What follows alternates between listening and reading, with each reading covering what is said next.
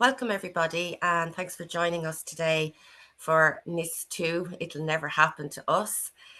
The webinar is being recorded and it will be available to attendees in the coming days. My name is Audrey Barrett. I'm a member of ICS and ADPO. I work predominantly with the ADPO Executive Committee and the Training Committee. So I've been privy to this journey of developing our NIS2 course, which brings us here today. I'm joined by our wonderful trainers, Lanre Oluwatona and Paul Walsh. Lanre is a seasoned data protection consultant and a long-time trainer for the ICS. And I have been privileged to attend training on data protection with Lanre. Paul has a wealth of industry experience and brings ISO 27001 and data protection certification and experience to the table. And I've had the pleasure of working with Paul over a number of years on ADPO training. I'll shortly hand you over to our experts. And while they have a wealth of information to share with you, we also want to make this as interactive and beneficial to you as possible. So we're encouraging you to post any queries, comments, or insights into the Q&A function or the chat box, and we'll endeavour to respond during the session, or if not possible, we'll respond directly to you afterwards. So without further ado, I'll hand you over to Paul and Lanre. All right, good morning. Anyway, thanks for joining us. So as Audrey said, Paul Walsh is my name. Why am I here? A little over a year ago, the Committee of ADPO and ICS kind of noted that there was very little in the way of training or preparation being done in the Irish marketplace. The council covers people from the public, private, semi-sector, business, every sector, tech sector, and there was, at that time, people had been sent away to courses in Belgium, all over the place, and nothing firm on the ground here. And more worryingly, through every sector, very little in terms of preparation. So they asked Lanre and I to put a course together. My background has been in the energy or oil and gas industry, largely all over Europe. And for the last 20 years, I've been kind of working on the resilience of gas plants and gas infrastructure. So trying to keep the baddies out and also trying to ensure the processes as well as cyber defense, the processes and operations were able to withstand weather disruption, utilities problems, and all the other myriad of problems that we see in today's world. So hence the course. So look, without further ado, just drive on. So what I really want to do is today is for Lanre and myself is not to just do a tell, that we can answer as many of your questions and queries that we possibly can, and kind of generate kind of a dynamic rather than the environment rather than just a tell. So I suppose you'll all be. I don't have to explain the global uncertainty piece this week. But we live in an era where there's a very significant effort to disrupt the EU democracy, businesses, utilities, and services given to citizens. So the rationale for NIS2 was there was a perceived low level of business readiness and awareness, a huge increase in cyber warfare by state actors. And this wasn't obviously like traditional warfare against military targets, but against civilian infrastructure, health services, food chains, etc. You've seen that. Cybercrime has exploded, particularly since crime has moved indoors, and obviously social media influence, exponential risks arriving. False news, events driven by social media. There's a general underinvestment in cyber security in a lot of areas, and also allied to that, a lack of resilience planning. I'm not talking about just cyber resilience. I'm talking about business resilience. A lack of rehearsal of business continuity plans, lack of disaster recovery, lack of training.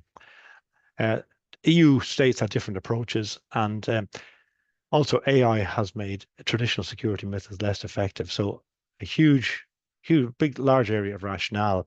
So the directive itself, it's not all about cyber. The directive is aimed at the protection of the market and the freedom of the citizens in Europe. So a much higher level than just the cyber.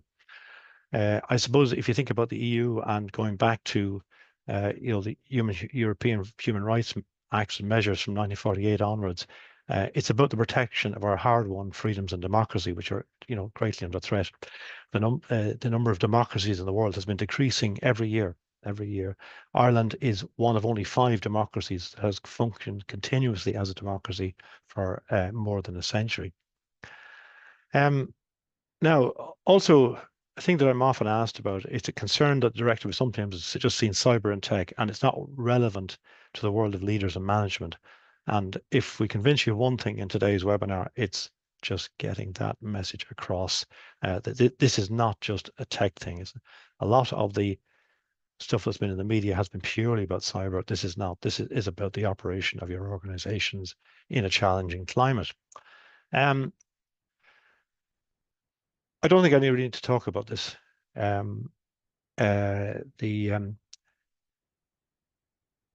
think the latest attack on the food chain in the UK there about 3 weeks ago, where several supermarkets, notably Marks and Spencers and the Cooperative, were very seriously affected.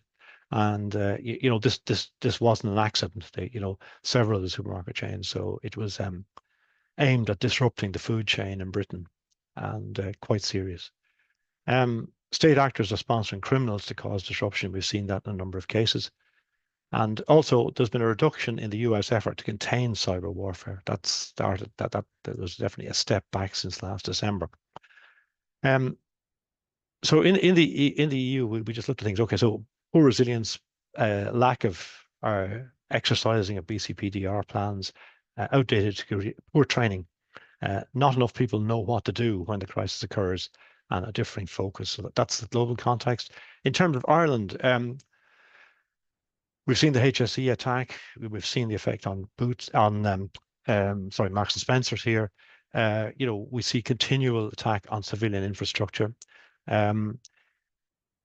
There's, I suppose, the key fiber infrastructure off our coast. You see hostile navies and ships passing over them.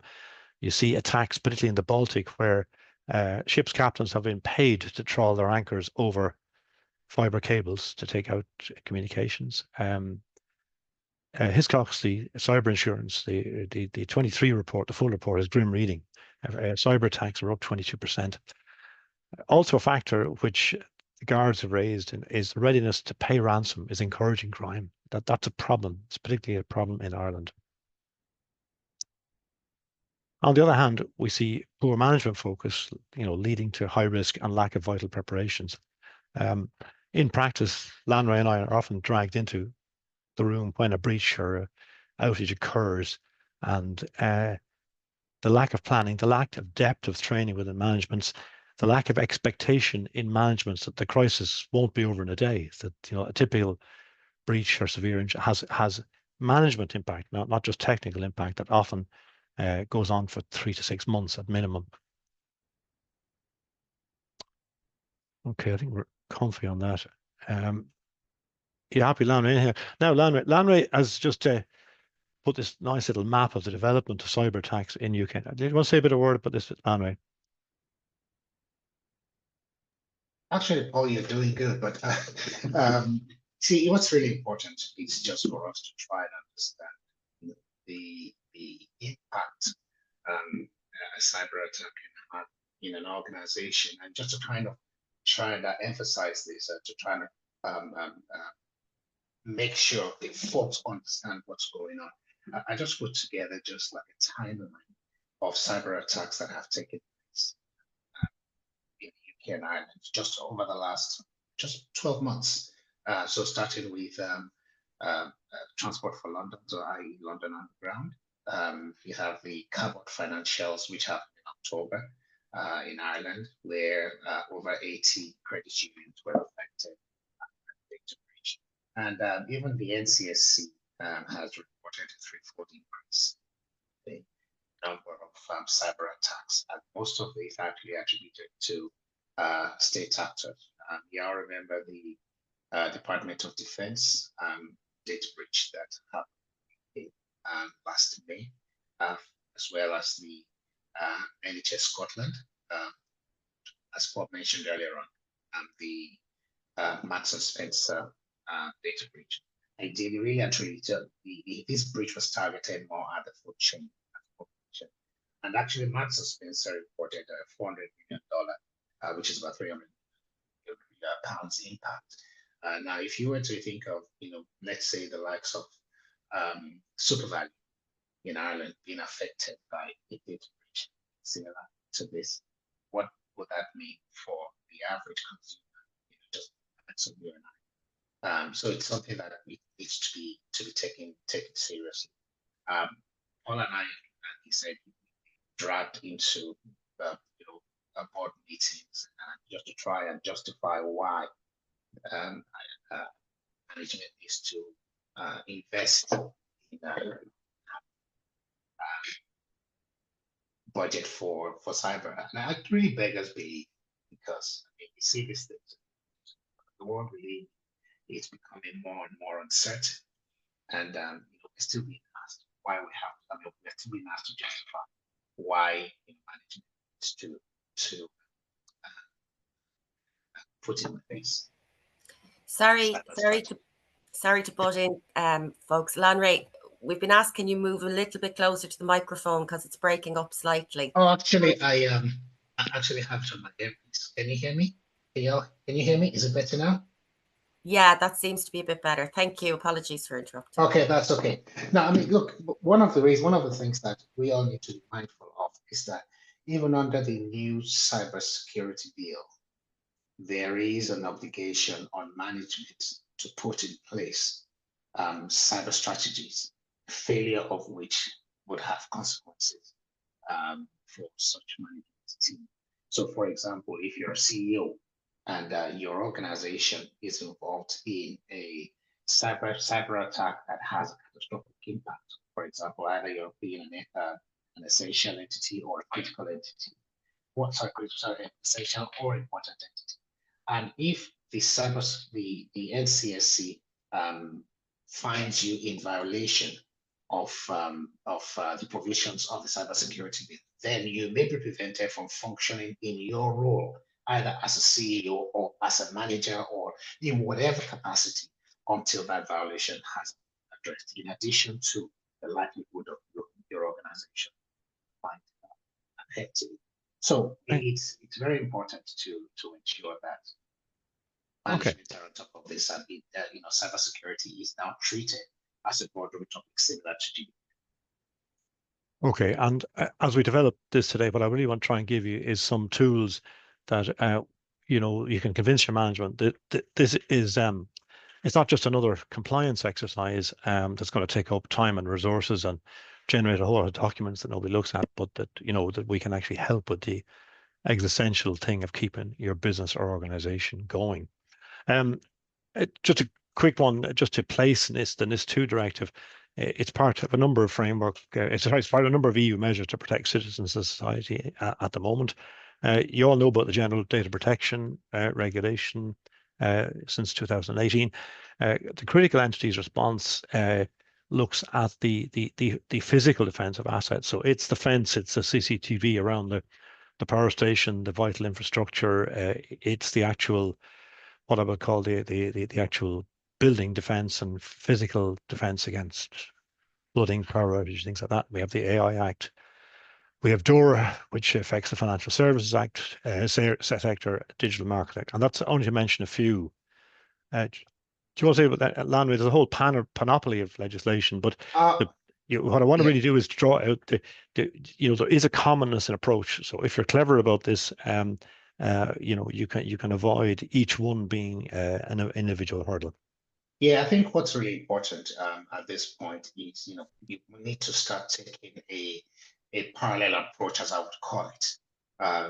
When you're looking at the different pieces of legislation. So how will, the same way GDPR impacted on the daily operational processes and procedures, and the measures you took to ensure that all of those processes and procedures are in place to ensure continued compliance, should be the same approach that you adopt. So now you're not just looking at the Critical Entities Resilience Directive, you're looking at the AI Act. You should also be looking at other pieces of legislation like the Data Act,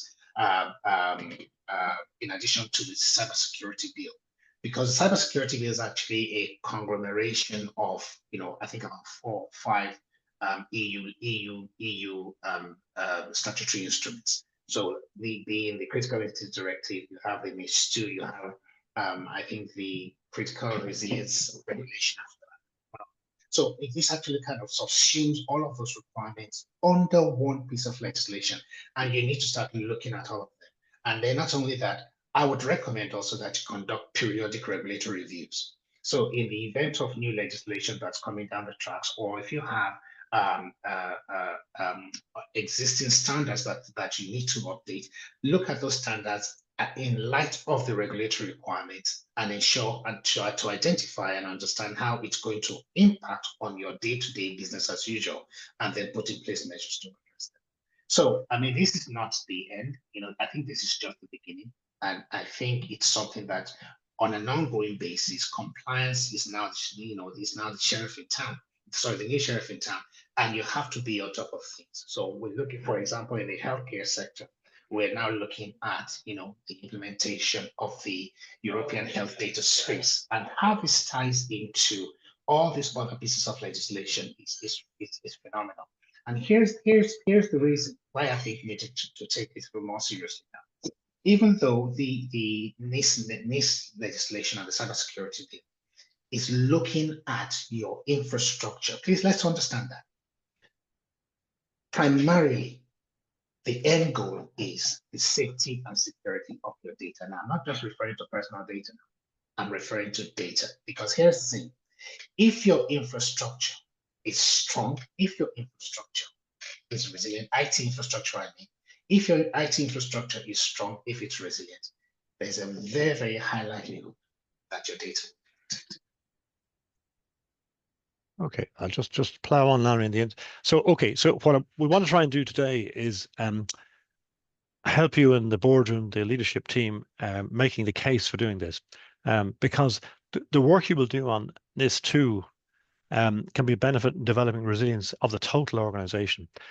Obviously, we've seen with Storm Éowyn, weather-related disruption, utilities, particularly the lack of resilience in communications, both fiber and mobile. So, the practices in this will help you strengthen your organization in those type of things.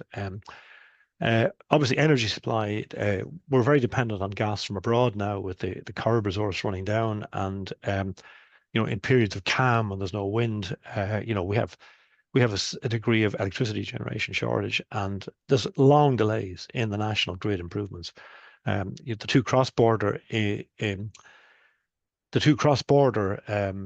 interconnectors are now 20 years plus since planning and still in the planning stage. And the other aspect that really came out in Storm Éowyn was a lack of resilience in both mobile and cable networks. So it's worth looking at that in terms of your business. What backups and what fallbacks do we have to keep our business moving during this type of disruption? Just keep moving on, just in the interest of time. So, okay, we've made the case of for the reason for action. How do you know if you're in scope? And this is one where there's been a degree of confusion.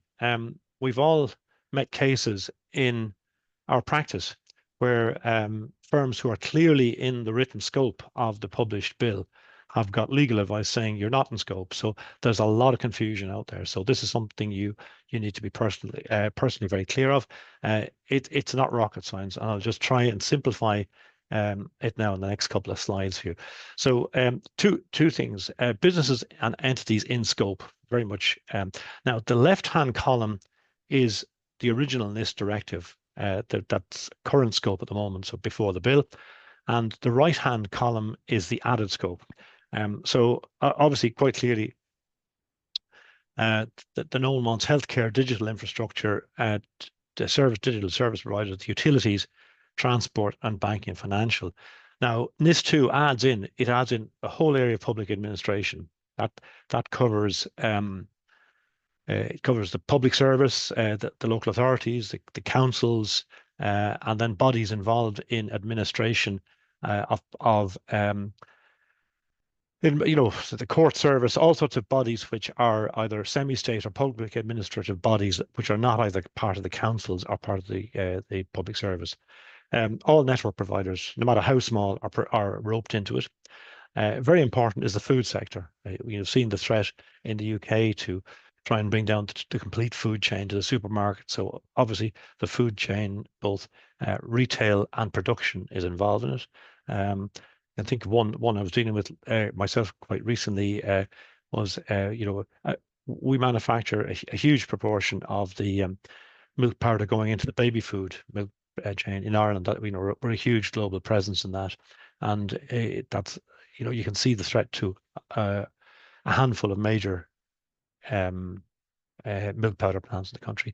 In general, manufacturing is involved. Critical products. The postal and all courier services are brought into the scope.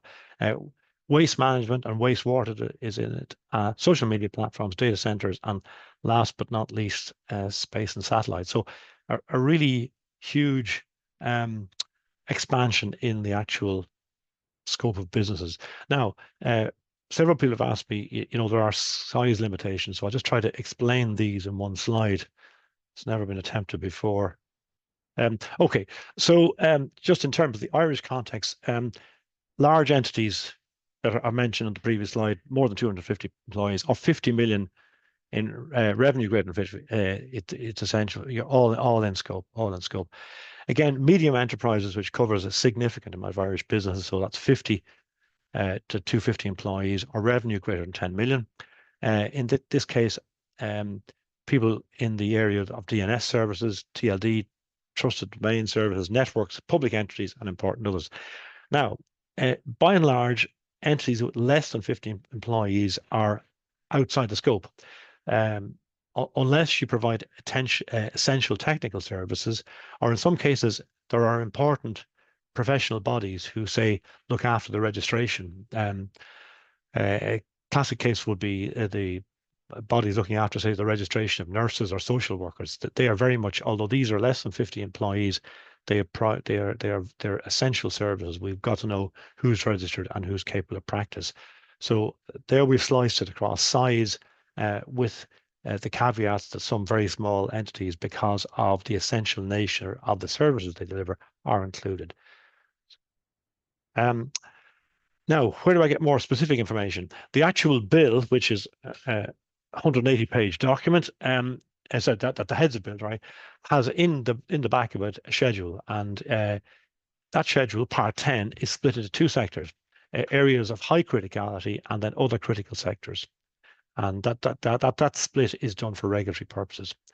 The National Cybersecurity Centre has published more than a year ago now a quick reference guide, which has some good tables, and it's available to be downloaded on www.nsc.gov.ie. So they're the two key parts. They're the key definition. We can help you individually if you're in the kind of am I in or am I out category. But as I say, I think hopefully that simplifies a lot of very complicated wording that's been around. Okay.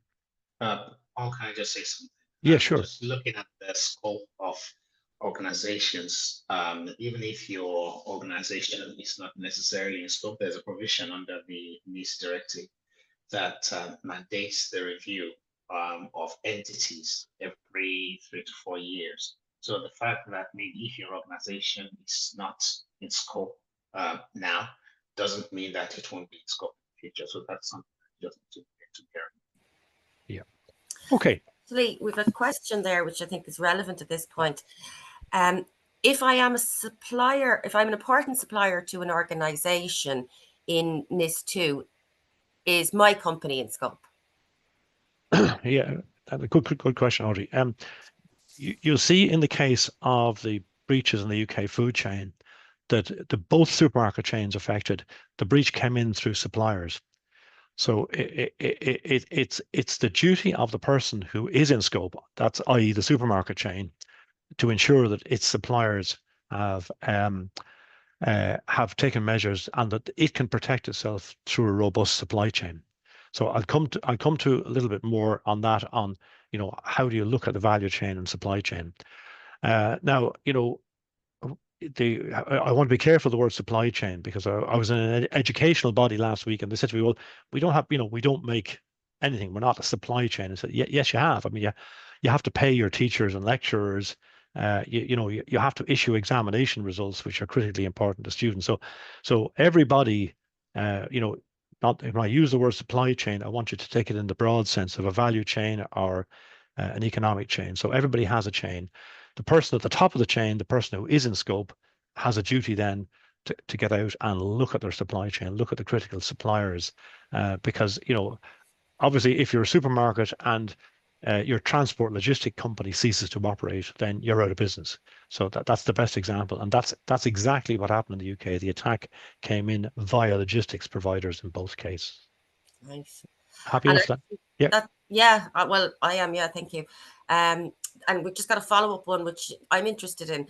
Would a company involved in the distribution of medicines and medical devices be in scope under S2? And I'm Yes. curious because Yes. what you've said, that there's specific requirements in terms of size, and that, we don't know in this context what that is, but... Yeah.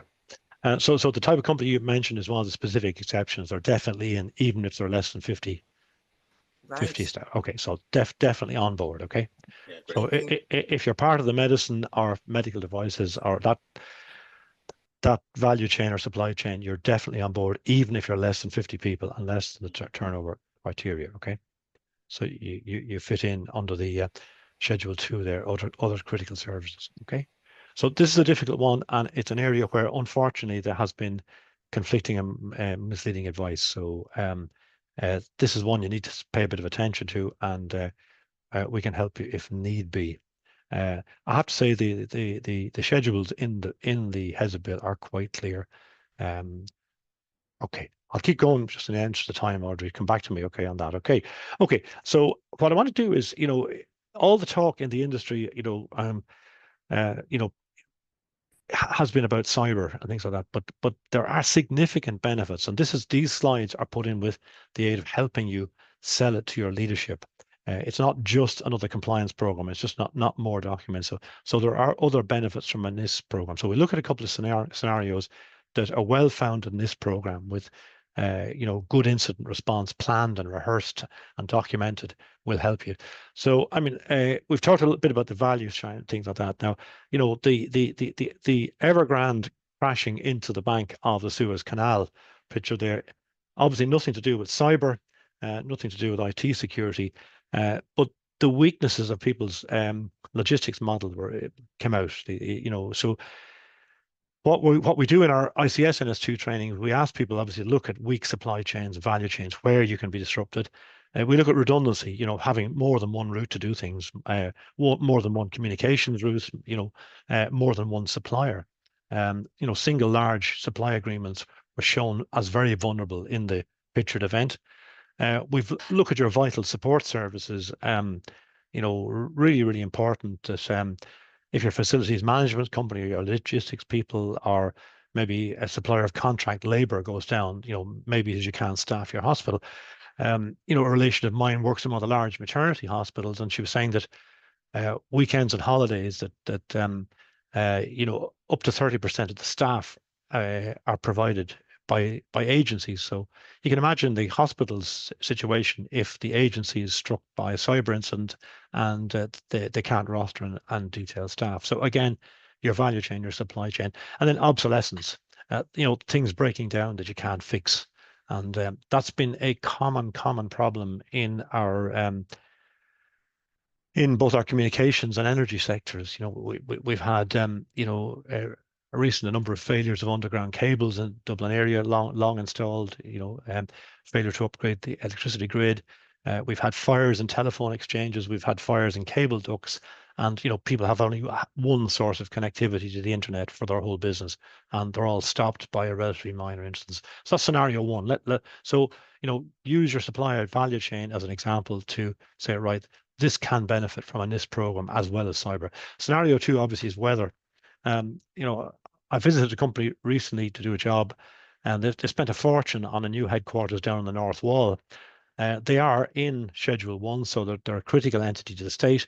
And the day I visited them last March, there was a spring tide, and the Liffey was literally 1 meter below the quay wall, and they're just across the street. And I just thought, well, now they spent many millions on fitting out an office block that, a spring tide with an easterly wind behind it would have their building awash. So, you need to look at weather. You need to look at incident management and weather. You look at business continuity planning and obviously your corporate services management. So looking at weather scenarios, looking at buildings where you're located. I had one client recently fitting out a new building in the Grand Canal dock area, and they had planned to put their communications and on-site IT equipment in a basement room. And I said, well, you're already beside the Grand Canal dock. Can we not kind of find a way to get the utilities up a floor or two so that they won't be the first thing that disappears in flooding? So weather scenarios are really, really relevant. All our major cities, with legacy, the Vikings, Dublin, Waterford, Cork, Galway, all built as ports, very low lying and really susceptible. So, that's the weather scenarios really worth looking at in your planning. And the third scenario is utilities. The picture here is from a site I was visiting in Mayo recently. They're a customer of mine.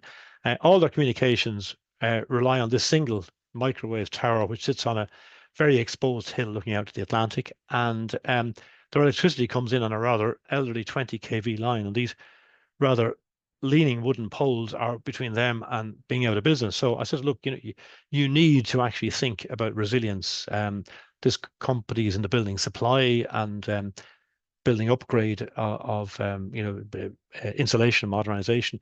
And as a result of a talk, they've actually taken another small office in a town some 20 kilometers away, which is on a different electricity circuit and has more sustainable communications.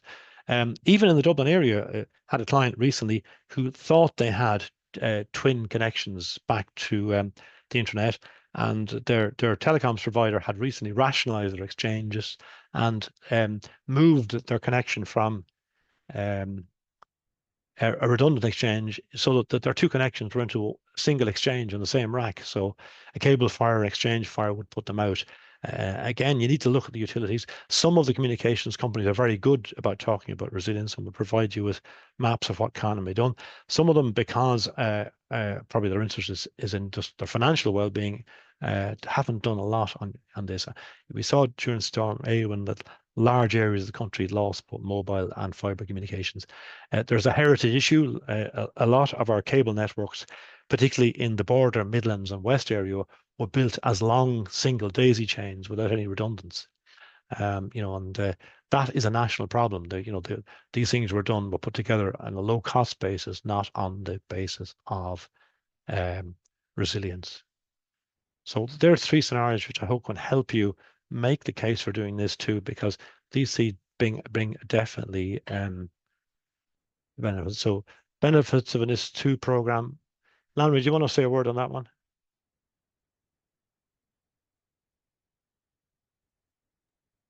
I mean, the benefits really, one from a compliance standpoint, once you implement NIS2, it gives you an understanding of what resilience itself is. So you put in place alternative measures to protect your personal information or to protect your infrastructure in the event of a catastrophic, an event with a catastrophic impact. So the significant, one of the significant benefits is bringing in, ensuring that you are dealing with external issues in a prompt and in an effective manner.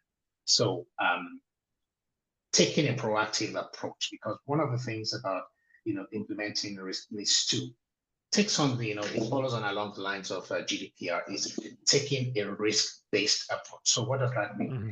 Anticipating that something is going to go wrong, and then putting in place appropriate or relevant measures to mitigate the likelihood of occurrence or the impact, so that at least you're not taken by surprise. So the weaknesses in your processes, your weaknesses, in your organizational readiness will be exposed. So you can start addressing them. One of the things that a client of mine does is they conduct monthly audits, of the infrastructure. They conduct, different, and it's something that they will take maybe one element of the business and then do an audit on it. And the following month or 2 months later, they will do something and then compare it, with the previous audit and see, how, and do a like-for-like comparison and see, how well they have done. And then most importantly, as I said at the beginning, is more about regulatory compliance, because let's not even think about the fines. Fines is one thing, but ensuring that your organization really understands what compliance itself is. Because if you're not compliant, your operations will be affected. Because you have to understand the effort that goes into resolving, for let's say, a data breach, for example, the effort, the number of resources, the time. I remember where I was one of my former clients. They had a data breach. Now, before I was drafted, and the day the data breach occurred, and this is just going back to what Paul said, the data breach did not even occur within the organization. It actually came about as a result of a problem with one of their suppliers. So they implemented a change management process, and then the company now did not implement the safeguards after the changes were implemented. And in the first meeting, there were about 35 people in the meeting. And that's what I'm trying to say in essence, the effort that goes into trying to resolve a problem, far out, if you had put in place measures to mitigate it, then I think you'll be in a better position to, Brilliant. Okay. Okay. Now, how are we teaching this in ICS Alpo? We're taking an oral hazards approach. So now, what I want to get across is we teach 9 areas in the actual day course. Now 5 of the 9 are not completely cyber related. They're related to leadership of your firm or organization.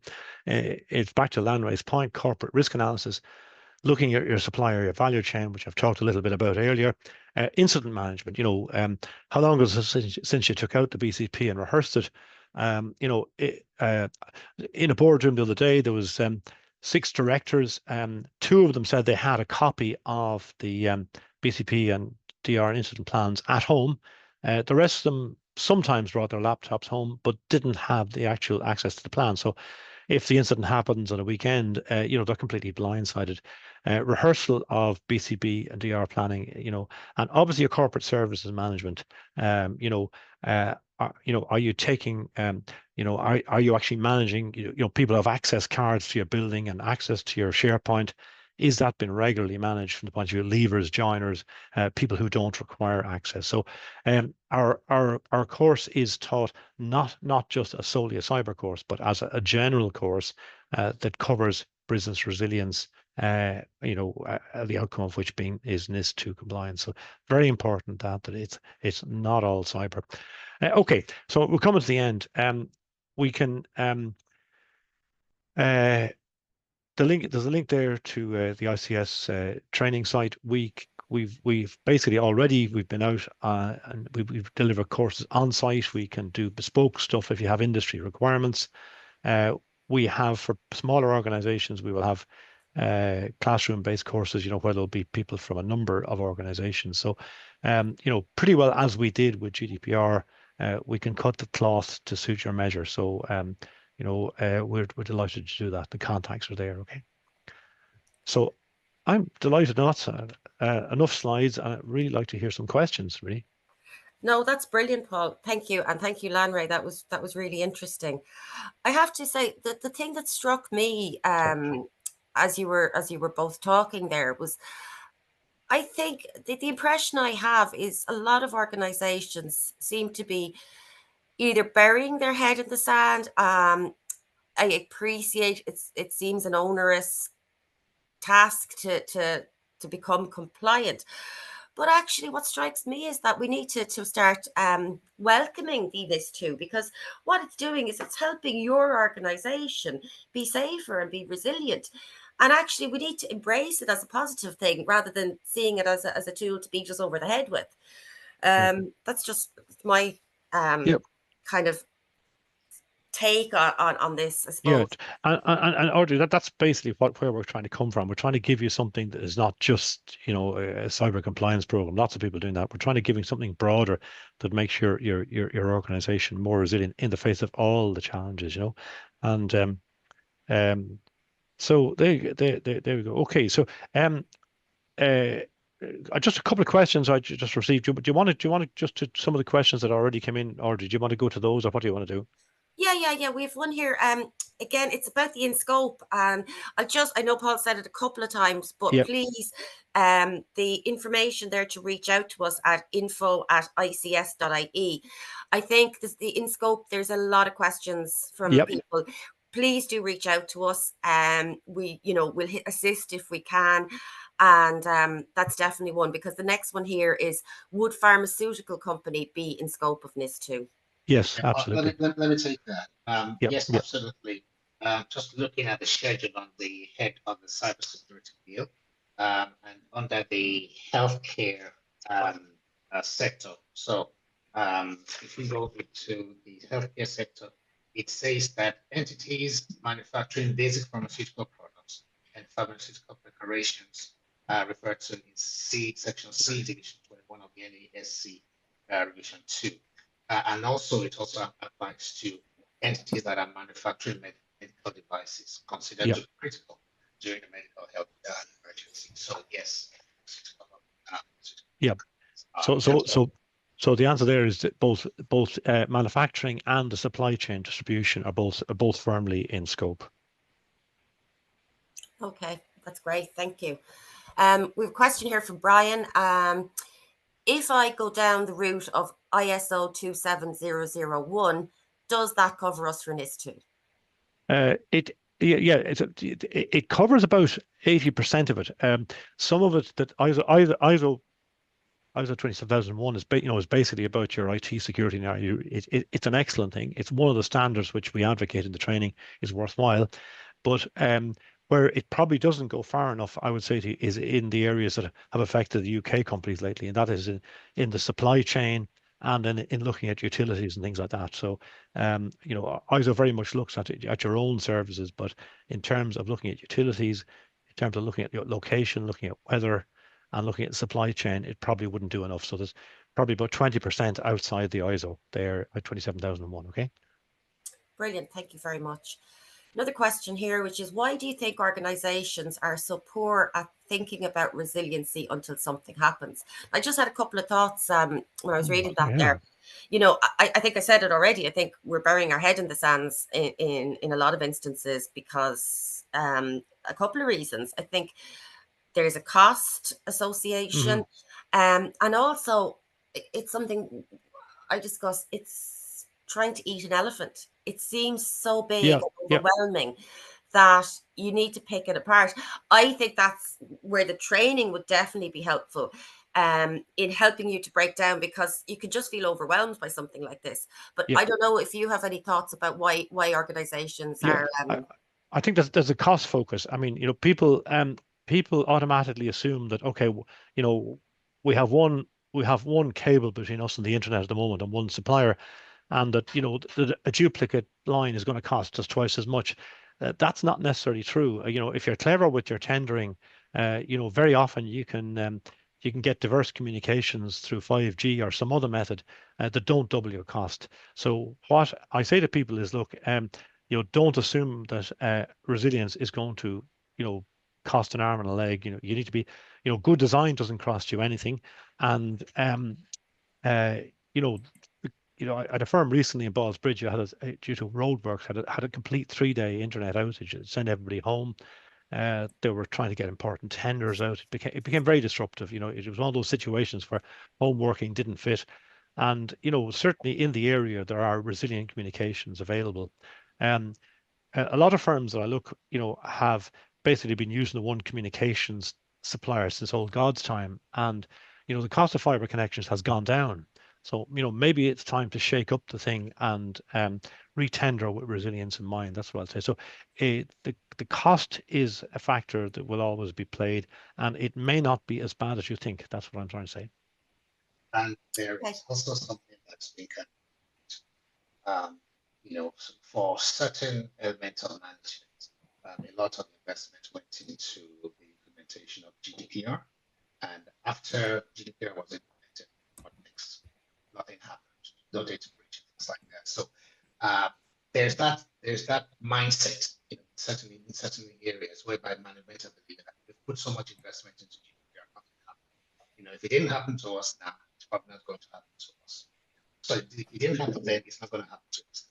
So there's that reluctance to want to implement, any kind of major compliance program because one, like you said, it's a cost. Now, going back to what you said earlier on, Paul, if you have a good design, a compliance program design in place already, then it becomes a lot easier just to incorporate these two as another component, of the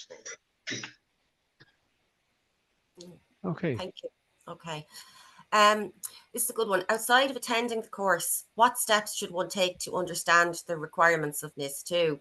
Now, I know, Paul, you already mentioned, and I think it's probably the main one, is the ncsc.gov.ie website. That's the National Cybersecurity Centre website. Would be a resource I would definitely recommend that you would look at. I don't know if there'd be anything else you'd suggest, Paul. Yeah, it's a very good one. The National Cybersecurity Centre are they're obviously the registration body, and we'll talk about registration and the courses and what you have to do. They are gradually increasing their portfolio of documents. Just yesterday, they published a new document on risk management measures, RMM, and cyber fundamentals. So there are resources there. There is on the homepage, there is a dedicated NIS2 link that will bring you to everything the National Cybersecurity Centre has published so far. Okay. And this is also another good one. Yeah. Now, European Agency for Cybersecurity. Yeah, NISA. That's NISA. We can give that link out. NISA is Greece, Cyprus based, and it's the lead European cybersecurity agency, and they've produced a lot of very good stuff. A lot of very good stuff on risk analysis, and also the analysis of risk and breaches and things like that. So a lot of good stuff on the NISA website. Yeah, just apologies to people. A couple of people have said they're struggling with Landrays, hearing Landrays, so apologies there. Probably just my, maybe it's my, apologies, boss. Maybe it's my earpiece. There's, I think this is actually kind of a follow-on as well, related at least. Is there a primary regulator for NIS compliance, or does it depend on your industry? So, for example, is it the central bank or HICWA? Yeah, really good question. So there's been two models in Europe. There's been the diverse model that we've selected here, and then there's a centralized model that some countries have gone similar to GDPR, where there's a single regulator. But here, the lead regulator is the National Cybersecurity Centre, but the bill has proposed a very fragmented approach where basically your existing regulator will be will be the actual the NIS2 regulator. So in the case of the CRU, the communications regulator, the utilities regulator will regulate all the energy and supply companies. HICWA will be the regulator in the health services sector. So there's a myriad of regulators. There's a schedule of regulators in the bill.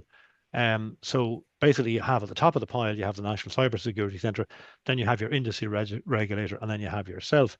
Now, where you're not, where you have no industry regulator, then you have a direct relationship with the National Cybersecurity Centre. So, people who don't have specific industry or sector regulator, such as say the central bank and banking, their regulator will be by default the National Cybersecurity Centre. So a complicated regulatory setup, and with it, obviously the issue that there may be differences of interpretation between sectors, but that's just the way the bill has been formed.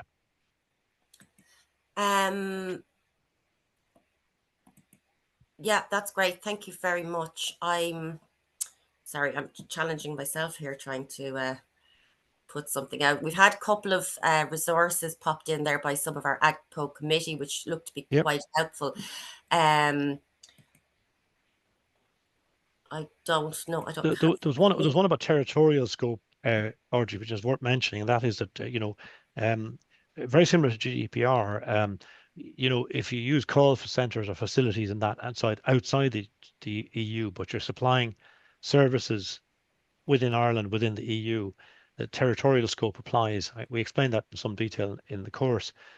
So if you're using, say, call centers in India or something like that, things like that, they're part of your value and supply chain.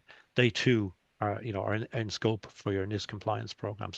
So the concept of EU extraterritorial regulation occurs. Okay. Brilliant. So just to say this, and we might be able to share this as well afterwards, that there's resources. It's on gov.ie, the Department of Justice, Home Affairs and Migration, and it's called the New Guidance and Cyber Fundamentals Framework, aim to simplify obligations and strengthen trust. That's come in there from one of our, as I say, one of our AGPO committee people as a useful resource. And similarly, the ncsc.gov.ie/CY, that's CY FUN/cyber fundamentals, as another useful resource for people. So that's great. Thank you very much for that. Just scanning through the questions there. Oh, this is an interesting one. What training should we do with employees? Like, is NIS2, is it for all employees? And what roles should we really consider the training, not just this training, but training in general for? Yeah, well, the key area, the key area that you have to think about is people involved in your incident management process. People outside the IT area, people in your incident management. Now, we there is a fundamental problem in a lot of organizations that, as Lanway pointed out, breaches and incidents often occupy management time from anything from 3 to 6 to 9 months. You see some of the Irish breaches mentioned there in Landway's slide. The Cabot breach, has had an impact on the credit union movement, debt collectors, and the Irish banks now since last December. We're now heading for July. So the fundamental thing that you need to look at in your training is that the depth of staff trained to manage incidents is not great enough. Many incidents I've been involved with, everybody gets in a room and with all the best people, and after 14 or 15 hours, everybody is exhausted.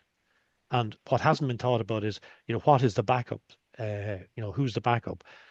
Your incident management team in a large organization should be able to work on a continuous cycle. Now, people can't work continuously, beyond a reasonable length of time. So a lot of organizations, I find that the incident management training and the knowledge of the BCPDR plans and that only sits with a few people in management, within HR, and within facilities and resources. When those people become exhausted, and fatigued, the depth of training then becomes an issue. Another suggestion is to probably consider the idea of training champions in your organization, and maybe as part of the governance strategy, for management of data. You can probably to provide some elements of cybersecurity, data recovery, and business continuity training for your data champions, because they are the ones with a very sound understanding of the processes and procedures in each business function. So they will be the go-to person or go-to folks in the event of issues, or they will know what to do. So just as Paul said, don't limit this to IT. IT is just a conduit through which information moves from one end from one end to another. But it's more about people, more about understanding risks. And I think there's no better folks to deliver this other than data champions. So maybe that's something that you need to consider if you don't already have that kind of infrastructure in your organization. Yeah, I think that's a good suggestion. Bringing your data champions, that's really helpful, because they're already familiar as well with the organization, with some of the existing risks, so they'd have a lot to contribute, I imagine. Lanray, thank you. Yeah, actually, I'll just say one thing very quickly, Michelle. I did a client in the healthcare sector some years ago, and we had suggested that, look, why don't you nominate and designate data champions? And this was one of the leading hospitals in Dublin, I'm not going to mention. And on day one, we just put a call out to see if data champions will to take on this challenge. 35 people showed up. So what I'm just trying to say is that until you try, you never know. So nothing ventured, nothing gained. Brilliant, thank you. We're coming really close to 1 o'clock, and I've just got one live question here, so I'll roll this one out. From the context of non-profits or charities, do the services of membership-led organisations that only provide training and advocacy but do not keep sensitive personal data be considered essential or important under NIS2? I wouldn't consider it essential. I would consider it important. So if you take certain types of not-for-profits, so maybe the likes of Irish Cancer Society, or other types, or maybe the National Cancer Registry charity. But if you take the likes of the Irish Cancer Society, for example, yes, they do a lot of work in advocacy, they do a lot of work in fundraising and things like that. So in the context of what they do, they would be considered as an important entity, not necessarily an essential entity, because even though they work in healthcare, they're not directly they're not a direct provider. So yeah. So the answer there, obviously, if you're providing an essential vulnerable service, which is classed under the medical sector, you are in scope. One sector I forgot to mention completely, and it's very important, Schedule 7 in the bill, is the research sector. So research organizations, and this is recognizing the valuable intellectual property that's been created in Ireland in multiple research sectors in our third level colleges and in dedicated research institutes. Now, the theft of that property has long been an objective of state actors. And so the research sector is one which I should have mentioned, and education very much wrapped in. Okay. And AI has not helped. AI has actually just made it worse. Thanks, Audrey, for doing all that. No problem. Listen, thank you so much, Paul. Thank you, Lanray. I found that fascinating. I think, even if you're not in scope, informing yourself, and I think the fact that you've joined us today means you're interested. And I think informing yourself about NIS2, it will help you improve your business, whether or not you're in scope. It'll make you think. I want to thank everybody for attending today, taking the time, and I hope the rest of your day is great and really positive. Thank you so much. Goodbye. Yeah.